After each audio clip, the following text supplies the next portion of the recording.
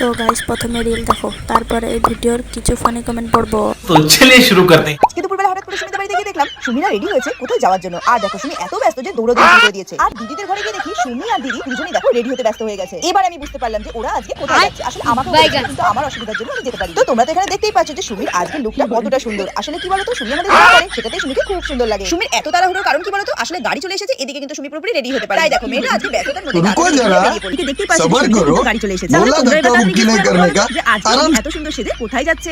কাকিমা মনে হচ্ছে সুমি রচনা বলছে। ঠিক বলেছো। সুমি সুমি না করলে টাকা পাবে কোথায়? কাকিমা সুমি তো তোমাকে পাত্তাই দেয় না।